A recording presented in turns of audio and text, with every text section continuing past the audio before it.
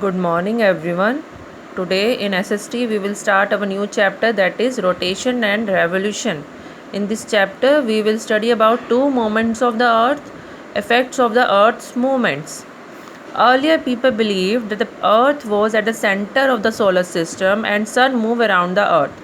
However, scientists like Nicholas Copernicus and Galileo Galilei proved that the sun was at the center of the solar system and the earth move around the sun. पहले लोग ये believe करते थे कि अर्थ centre में है solar system के और सन मूव कर रहा है अर्थ के अराउंड, बट बाद में साइंटिस्ट ने ये प्रूव किया कि sun was at the centre and earth move around the sun. अब movements of the earth. The sun is at the center of the solar system and has a fixed position. Then how do we see the sun rise and set in the sky? जब सन centre में है solar system में, उसकी fix position में है, तो हम कैसे सनराइज और सनसेट स्काई में देखते हैं. This happens because of the earth's movement around the sun. The earth exhibits two types of movement, rotation and revolution. ये किसकी वजह से होता है? जो अर्थ की मूवमेंट है, रोटेशन और रेवोल्यूशन, उसके रीज़न से हम ये सब चेंजेस देखते हैं. Sunrise, sunset, rotation. अब now what is rotation? The spinning motion of the earth on its axis is called rotation. जो अर्थ अपने एक्सिस पे घूमती है, स्पिन करती है, that is called rotation. Earth completes one rotation in 24 hours और से one day. The earth rotates from west to east. एक रोटेशन अर्थ कंप्लीट कितने घंटे में करती है? 24 आवर्स में, या फिर हम उसे एक दिन भी बोल सकते हैं. और जो earth rotate west to east की तरफ करती है. Now day and night. We know that the earth receives light and heat from the sun. हम सबको पता है अर्थ को हीट एंड लाइट कहाँ से मिलती है? सन से. The side of the earth facing the sun will experience day and the side not facing the sun will experience night. जो साइड सन की रोशनी को फेस करती है वहाँ पे दिन होता है, जहाँ पे रोशनी नहीं पहुँचती है सूरज की वहाँ पर रात रहती है. It is due to the rotation of the earth that we see the sunrise in the east and set in the waste.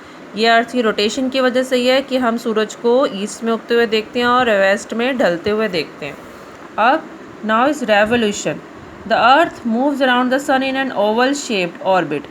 Oval shaped orbit. The motion of the earth is called revolution.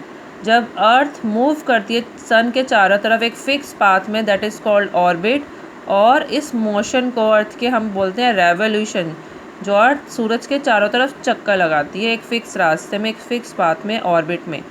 The earth takes 365 1/4 days to complete one rotation. That is 1 year. A year is divided into 12 months. We experience varied seasons during these months. Have you ever wondered how we get the different season? अर्थ को एक साल या 365 1/4 days लगते हैं एक revolution complete करने में, और ईयर को हमने 12 मंथ्स में डिवाइड किया गया है. अब हम पढ़ेंगे सीजन्स. कैसे चेंजेस देखते हैं हम सीजन्स में. What are seasons? The annual cycle of seasons is caused by earth's rotation and revolution around the sun. There are 4 main seasons that the earth experiences: summer, autumn, winter and spring. 4 main seasons हैं जो हम देखने को मिलते हैं: summer, autumn, winter and spring. As the earth revolves around the sun, its tilted axis always points in the same direction. जैसे अर्थ revolve करती है, उसका टिल्टेड एक्सिस हमेशा points in the same direction. This means that one of the hemisphere is closer to the sun then the other. हमने पढ़े थे hemisphere, northern hemisphere, southern hemisphere, eastern, western. तो that's the reason कि एक hemisphere हमेशा वो सूरज के पास रहता है. That is how we experience different season in the northern and southern hemisphere at the same time. इससे हमें डिफरेंट सीजन्स देखने को मिलते हैं नॉर्दर्न और साउदर्न हेमिस्फीयर में एक ही टाइम पे. व्हेन द नॉर्दर्न हेमिस्फीयर अगर टिल्टेड है टुवर्ड द सन, तो वहाँ पे सूरज की रोशनी ज़्यादा जाएगी, जिसकी वजह से it is summer in the northern hemisphere और days are longer than the nights.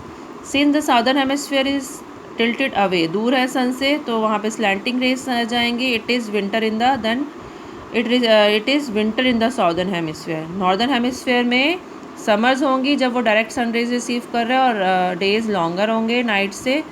और दूसरी तरफ साउदर्न हेमिस्फीयर में विंटर्स होंगी.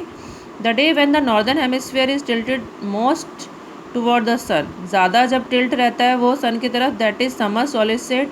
और ये हमेशा 21 जून को आता है हर साल. और इस दिन पीपल सबसे ज़्यादा बड़ा दिन देखते हैं, लॉन्गेस्ट डे, और सबसे छोटी रात होती है इस दिन. और 22 दिसंबर में people in the northern hemisphere सबसे छोटा दिन और लंबी रात को एक्सपीरियंस करते हैं, जिसे विंटर सोलिस्टिस कहते हैं।